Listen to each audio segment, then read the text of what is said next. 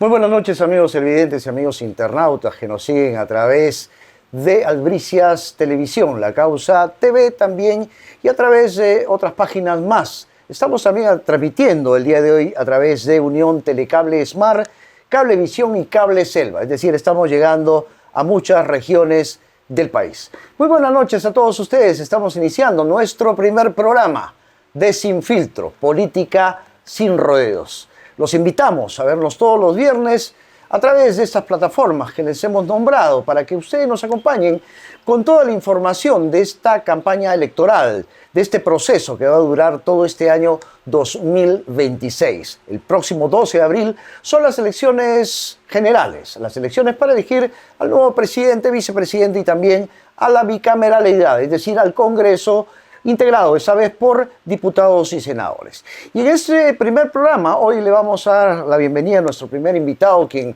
bueno, espero que nos traiga suerte en este inicio de este proyecto importante, que lo estamos haciendo con la intención de llevarle al electorado toda la información correspondiente a lo que es el proceso electoral, que conozca a fondo cuáles son las propuestas de los candidatos y también igualmente que conozca cómo son los tiempos establecidos por el Jurado Nacional de Elecciones referente a todo esto.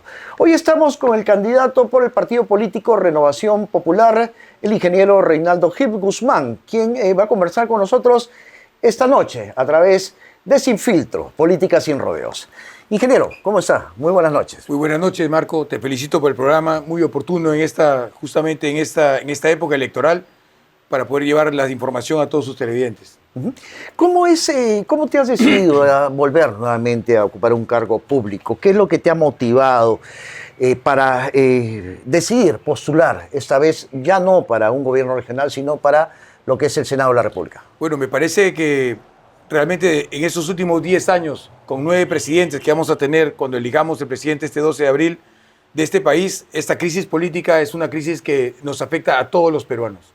Sobre todo las personas que están, a todos los peruanos, generalmente, los empresarios, los ciudadanos en general.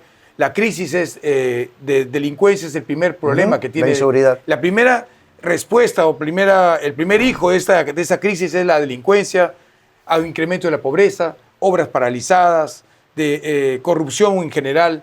Creo que las personas que tenemos una sensibilidad social y queremos realmente aportar al país, este es el momento de participar. Es un momento, como dices tú, de elección. Este año 2026 cambian todas las autoridades de este país, no solamente nacionales, sino también los municipales, regionales y hasta de centros poblados. Todos. Creo que las personas que queremos aportar mucho por este país tenemos que participar, obviamente, en esta democracia. Candidato, es una elección atípica, es una campaña atípica. Se han visto otras campañas de repente con otras particularidades, pero en este caso, todo este año 2026 va a ser un año político.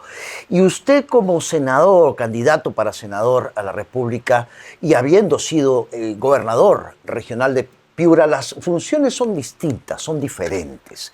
Y es importante también el equipo técnico que lo acompañe. ¿Qué propuestas tiene usted para ocupar un cargo tan importante? Porque la senaduría es el último filtro de todas las propuestas, de todas las normas que se quieran legislar en nuestro país. ¿Qué propuestas principales tiene dentro de esta campaña? Nosotros vamos con un partido, o voy con un partido que se llama Renovación Popular, que es un partido que tiene un paquete de medidas muy importantes a partir del 29 de julio para poder cambiar este país. Y realmente de ese paquete de medidas que va a facilitar a que Rafael López Aliaga pueda gobernar y de cambiar la dirección del país, hay que estar un Senado que lo debe apoyar. Debe tener un legislativo que lo apoye 100%.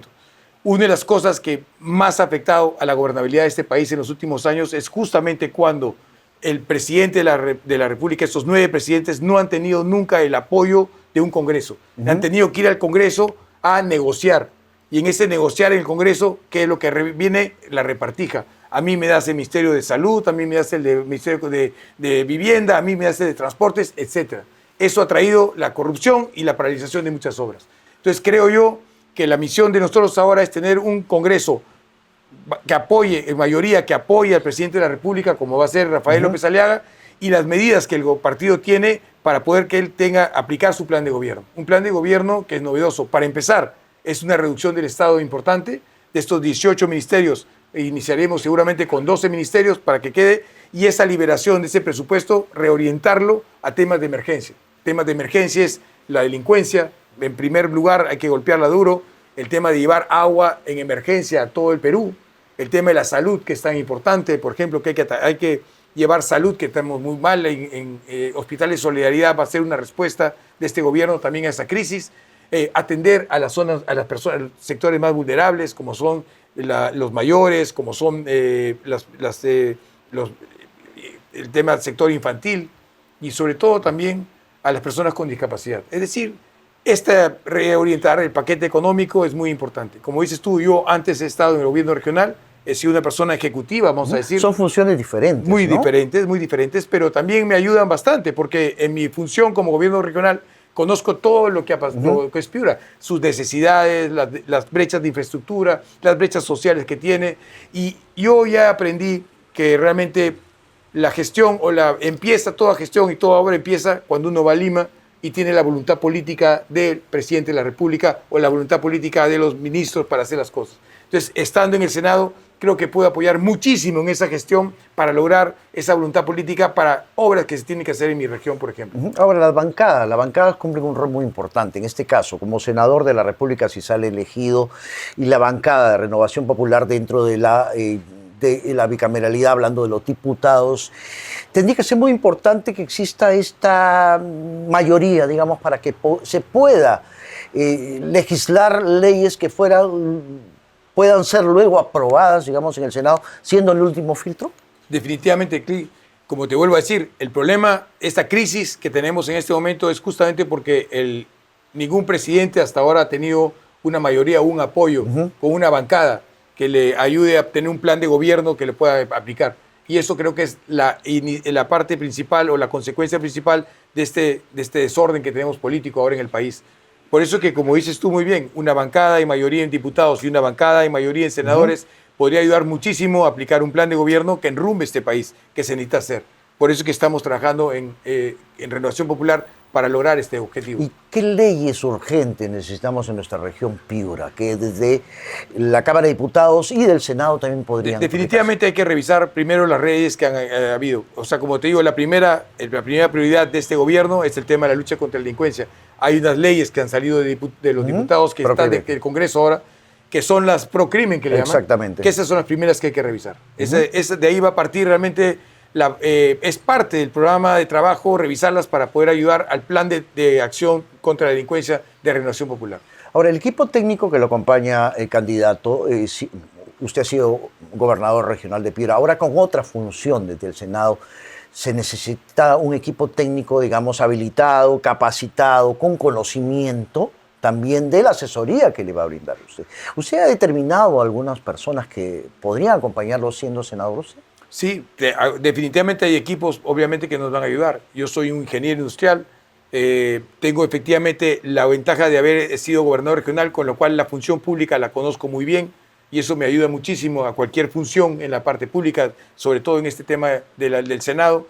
Pero sí, definitivamente uno no tiene la capacidad de saber todo para poder legislar, ni todos los sectores. De hecho, tenemos asesores o va a haber asesores para poder tener todos los sectores. Lo importante es que uno tenga el criterio que pueda realmente determinar los problemas y las soluciones, trasladarlo a las leyes necesarias para poder avanzar en el país. Tenemos dos principales problemas en nuestro país. Uno es la inseguridad, que se ha incrementado de sobremanera, y el otro es el tema de corrupción. ¿Qué propuestas referentes a este tema se podrían plantear desde el Congreso? Bueno, mire, en el programa de plan de gobierno que dicen sobre el tema de la seguridad, ya lo sabes, es revisar las leyes anteriores.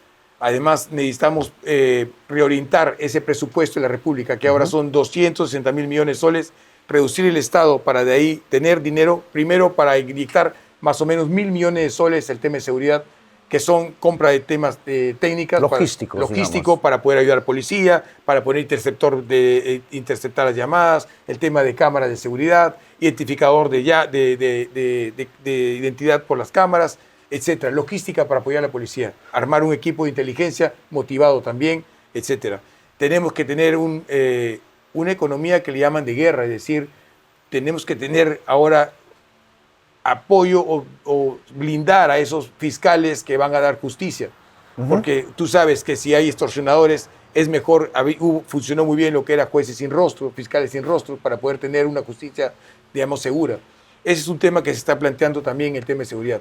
Ahora, eso va a tener un respaldo, obviamente, también seguramente en la legislación que hay que hacer. Y el tema de corrupción está claro. Están diciendo que tiene que haber cárcel para corruptos, hablan de cadena perpetua, etcétera, ¿no? Es que obviamente esto hay que trasladarlo definitivamente en una ley o en un aparato que pueda ayudar a soportar esta idea que tiene para combatir la delincuencia. En este caso, delincuencia pública, que es la corrupción. Ahora, ¿cómo podemos avanzar como país con todas estas propuestas, sabiendo que la burocracia es lo que más abunda acá? ¿Cómo se puede reducir todos estos procesos para que las soluciones lleguen más rápido? Bueno, reduciendo el Estado, ¿no? ¿Qué es lo que está hablando? Hay una reingeniería de Estado. Rafael López Aliaga, cuando llega a la municipalidad, tenía 15.000 personas, 15.000 trabajadores. Han quedado ahora 9.000 trabajadores y con eso funciona bien. Ya lo dijo, había gerentes de rompemuelles, había subgerentes de rompemuelles, secretarios de rompemuelles, etc. Es decir, el Estado ahora ha crecido de manera muy grande. Mira, en los últimos 15 años este país ha recaudado 3 veces más su presupuesto. Es decir, si el presupuesto del año 2010 era 90.000 millones de soles, este año 2026 son 260.000 millones de soles. Sin embargo, lo único que ha crecido en esto es el Estado.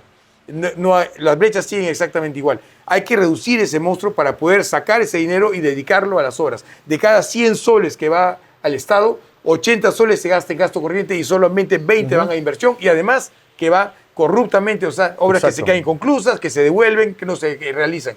Eso hay que cambiarlo. Estamos pensando en reducir el Estado de tal manera que de esos 100 soles que van al Estado, 50 deben ir directamente a las obras para cerrar brechas y sobre todo bien fiscalizadas realmente. Ahora, hay un tema acá que la gente no comprende. Usted ha sido gobernador anteriormente. Los procesos a veces tienen un tiempo determinado. Y esto es que la gente quiere encontrar soluciones al momento. Por ejemplo, en el tema de inseguridad.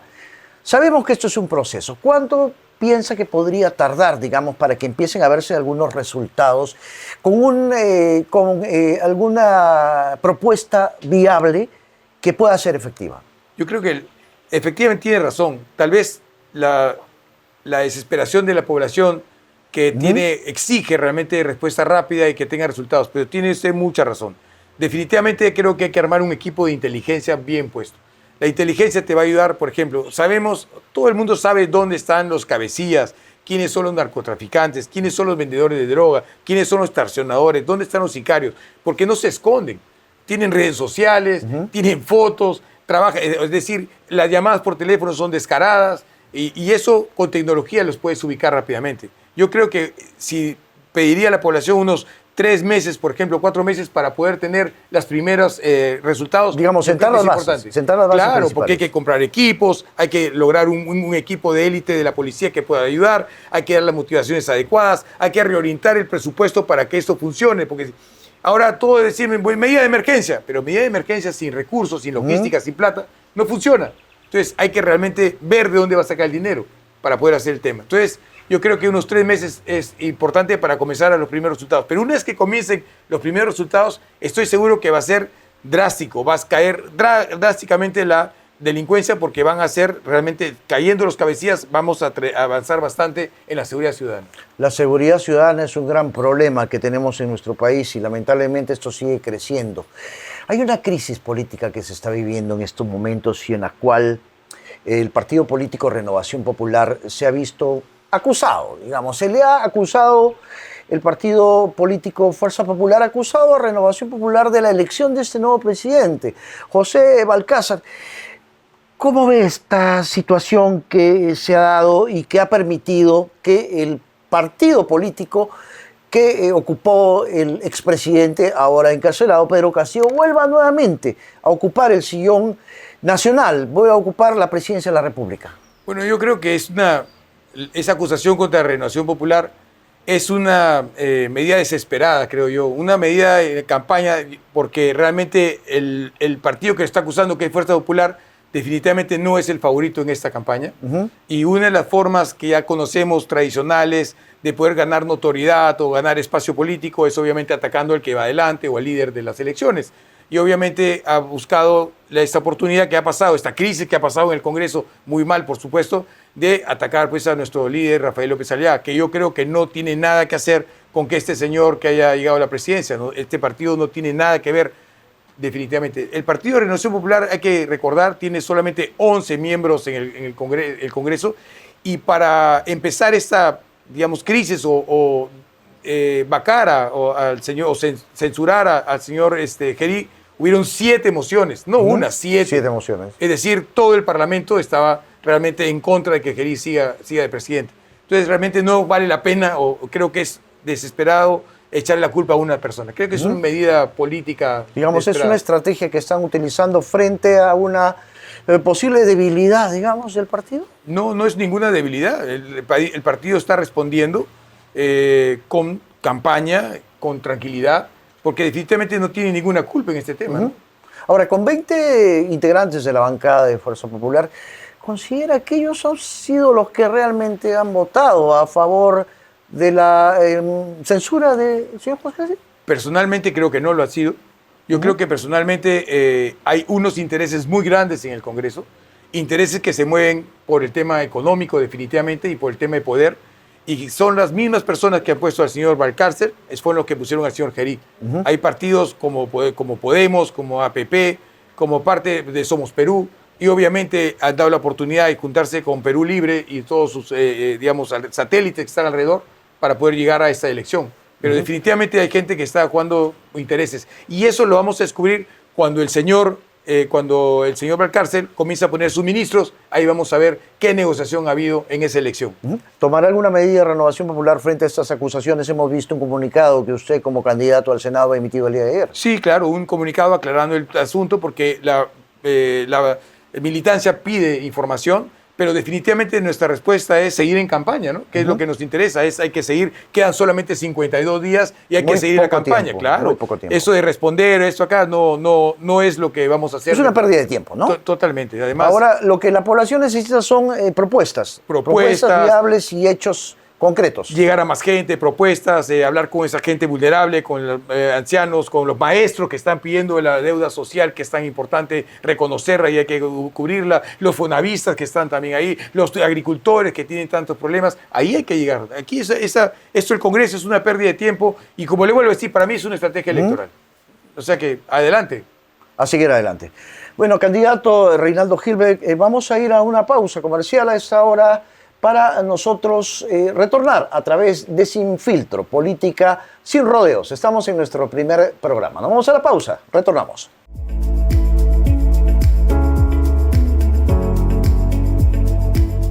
Estamos de retorno a través de Sin Filtros. Estamos con la política sin rodeos. ¿Qué queremos en nuestra región? ¿Qué queremos en nuestro país? Hoy estamos en nuestro primer programa y estamos con el candidato por el Partido Renovación Popular, el ingeniero Reinaldo Gilbert Guzmán. Reinaldo, coméntanos un poco sobre tu trayectoria. Hay mucha gente que te recuerda como gobernador regional, que recuerda parte de tu familia también como políticos, exalcalde que lamentablemente hace poco recién ha fallecido. Coméntanos un poco de tu familia, el tema de dónde viene, Reinaldo, cómo se inició en la política. Bueno, sí, vengo de una familia que siempre ha participado en política. Definitivamente mi tío Pancho, que como dices tú, ha sido 2 veces alcalde de Piura. Mi abuelo fue alcalde de Piura. Mi bisabuelo fue candidato al Senado en su momento. Por parte de mi padre es Gilbert Eguiguren. Luis Antonio Eguiguren es un tío abuelo mío que creo que ha sido uno de los políticos más grandes del Perú porque ha sido presidente del Senado, del Congreso, fue presidente del Poder Judicial, fue 2 veces alcalde de Lima. Y además fue también elegido presidente, pero le dieron un golpe de Estado en ese momento. Es decir, hay una línea, una vocación política en mi sangre, digamos.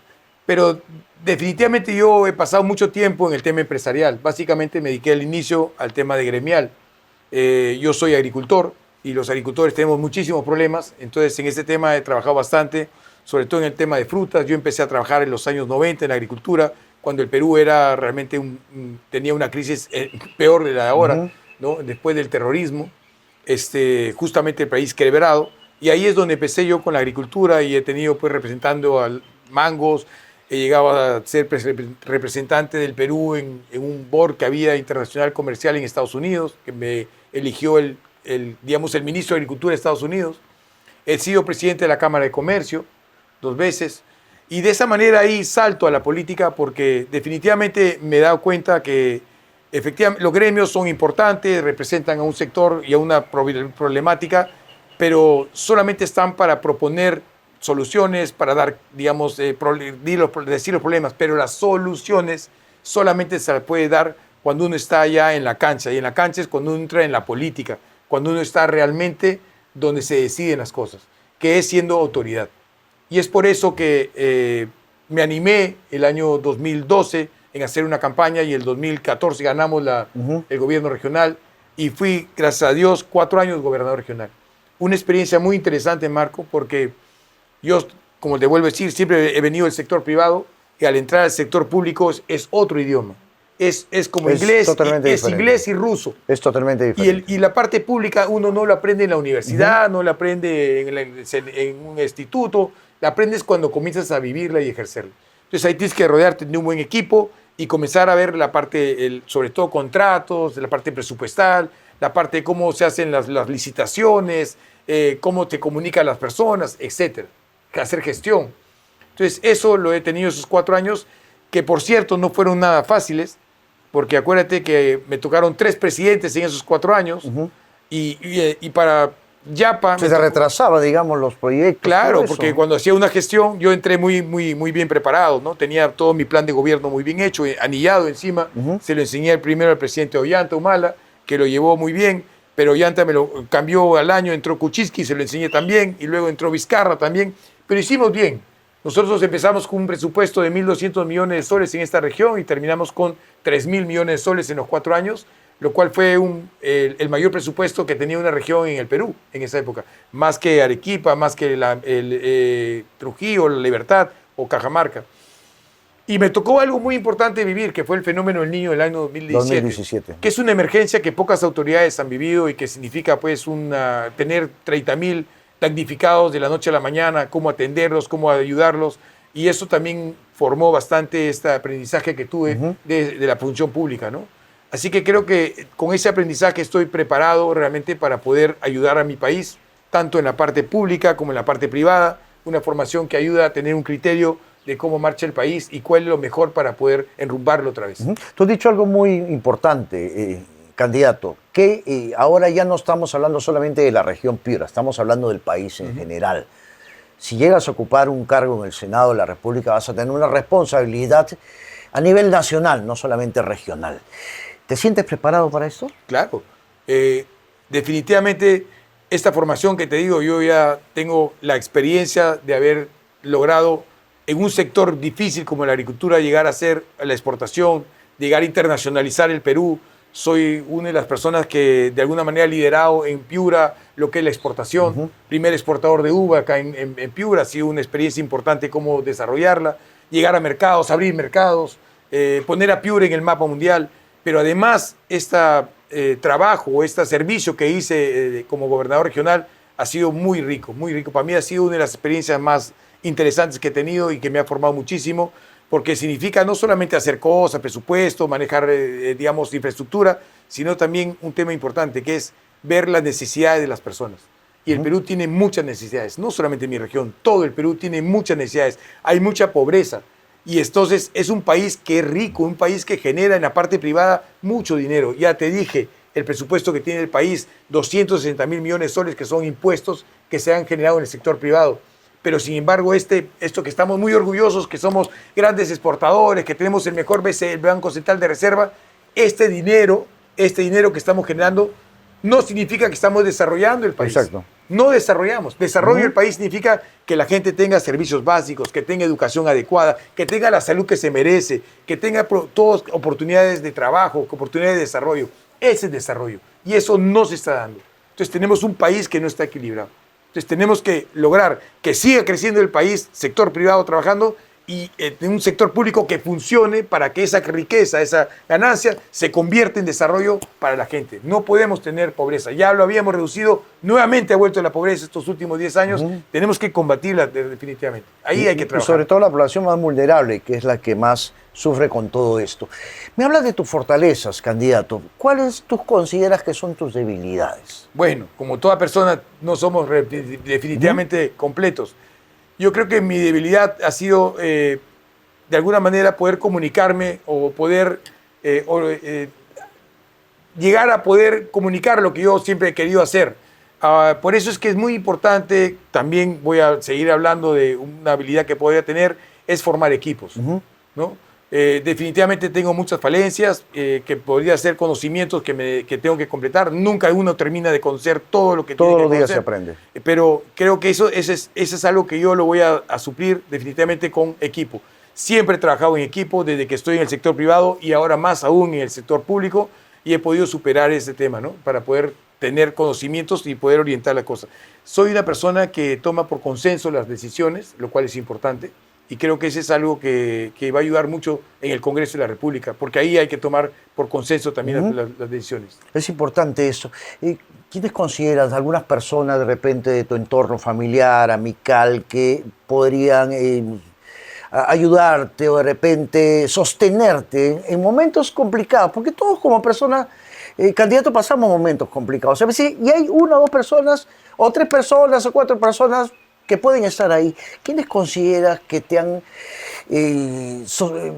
ayudado en momentos difíciles? Por ejemplo, cuando fuiste gobernador regional y pasaron todos estos temas de las inundaciones.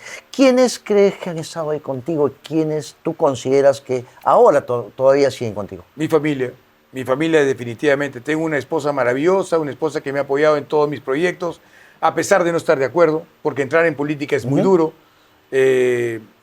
Tú entras en política e inmediatamente la gente comienza a decir que eres un corrupto, un ladrón, y eso obviamente... Hay que tener mucha correa, ¿verdad? Y eso obviamente pues está en las redes sociales. Mis hijos ya son mayor de edad y obviamente leer esto no es nada agradable. Entonces realmente sufre la familia mucho cuando uno decide entrar en política y seguirme en este trabajo, en esta misión que creo que hay que hacer de servir a mi país, pero al final entienden, me apoyan y están conmigo, ¿no? Es importante. Mi hermano, somos dos hermanos, mi hermano es muy unido a mí, es una persona que yo le tengo mucho cariño y además yo considero que es una persona más que inteligente, yo creo que es una persona hasta sabia, puede ser, con consejos muy puntuales y muy acertados, siempre está detrás mío y me ayuda bastante. De los amigos, hay amigos muy buenos también y hay otros amigos que cuando uno entra en política desaparecen. Pero ¿por qué la política es un sinónimo de traición? Eso siempre se da. ¿Por qué crees tú que sucede eso? Hay muchos intereses detrás de la política, definitivamente intereses que no sé, que se te acercan claro, porque gente quiere pues trabajo, quiere de alguna manera algún beneficio para cada uno. Esas no son amistades verdaderas, ¿no? Pero en política existe eso, ¿no? Cada vez que hay elecciones hay personas que se te acercan, si no ganas, muy pocos quedan, si vuelves a concursar, vuelven otra vez. Pero yo entiendo, ¿no? Es un sector en el cual, bueno, mucha gente vive el sector y necesita pues siempre conocimiento y esto, ¿no?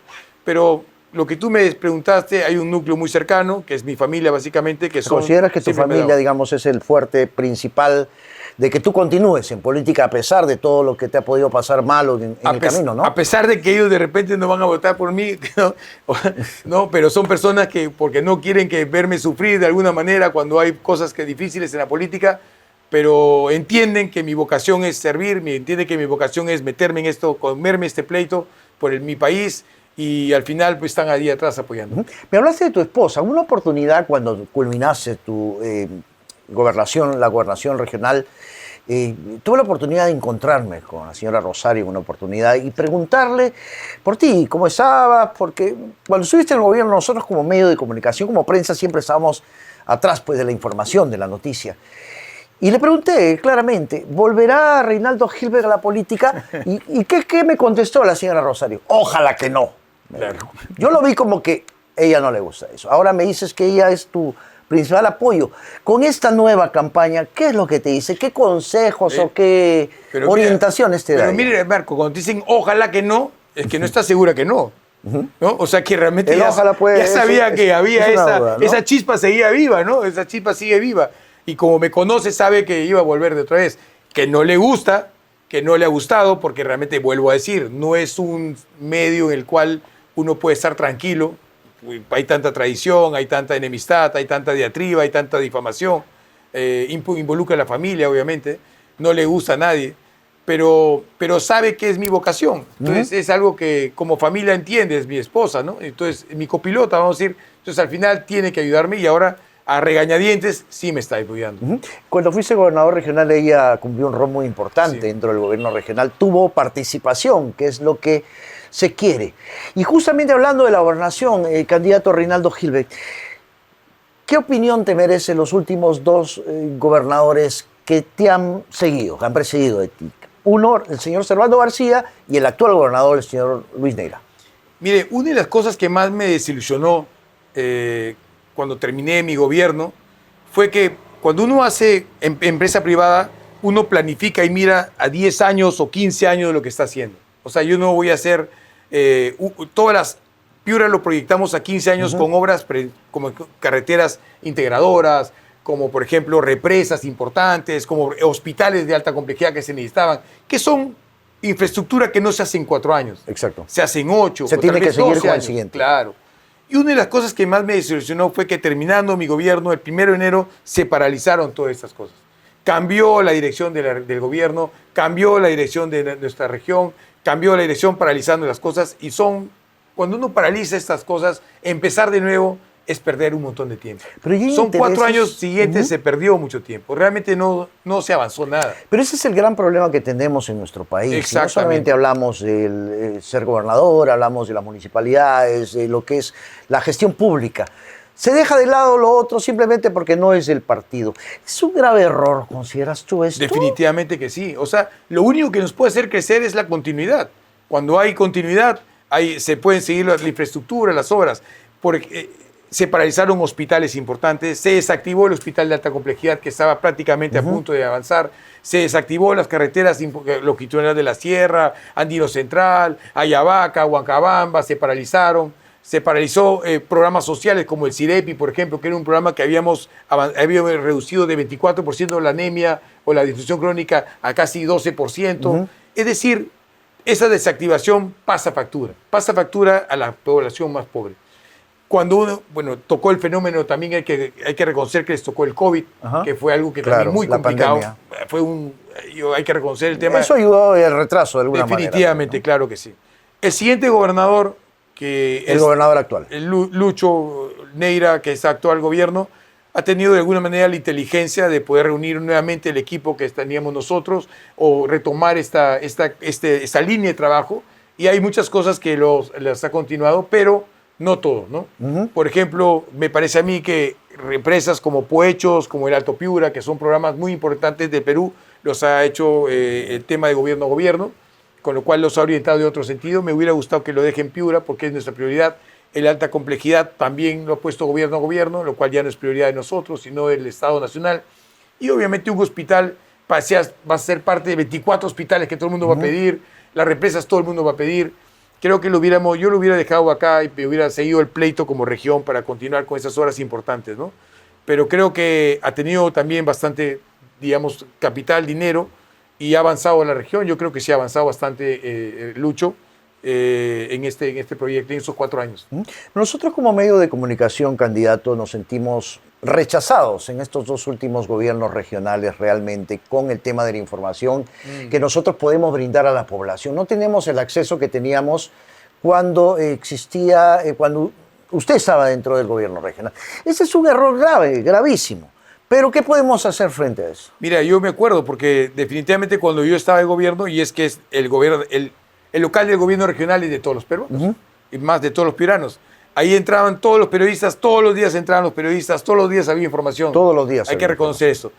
Cuando llegó el siguiente gobernador, cerró la puerta y no entró nunca más, y solamente algunas personas se informaban. Definitivamente esa desinformación ha hecho que haya bastante no haya tanta crítica, obviamente, al gobierno, pero tampoco mucho avance. Pero se especula. La especulación es mala, ¿no? Sí, y se especulan muchas cosas porque no se tiene claramente la información que nosotros debiéramos tener. A mí me parece que la transparencia de una autoridad es muy importante, Marco. Yo creo que es lo principal. Y yo te dije, me dices, ¿cuál es tu falla principal? Creo que dije que no he comunicado bien. Pero eso no significa que no he respetado y no he invitado a la prensa a trabajar más, a poder darle información de alguna otra manera o tratar de que la prensa siempre sepa lo que estamos haciendo. Eso es algo que trabajé bastante y tú eres testigo de que en ese gobierno se hizo bastante. Para ir terminando, candidato, ¿algún mea culpa que tenga que hacer? Esa siempre me preguntan la mea culpa, ¿no? Tal vez, como te vuelvo a decir... Es parte de, ¿no? No, es que es importante, es importante. Es importante. Mira, cuando hay algo que siempre... critican o me critican a mí que tal vez no informé mucho en el tema del fenómeno del niño, ¿no? Cuando ocurre el fenómeno del niño, que ya te lo he dicho, una autoridad nunca está preparada para un fenómeno del niño, para un fenómeno del niño o cualquier tragedia. Para mí fue un choque muy fuerte el que de la noche a la mañana, cuando se sale el río, hayan cerca de 20.000, 25.000 personas damnificadas. Ahí me concentré, me dediqué a atenderlas. Ninguna persona falleció, había que darles de comer todos los días, había que darles agua, había que darles medicina, había que darle atención. Y eso es algo que comenzamos a trabajar muy fuerte y me centré en ese tema.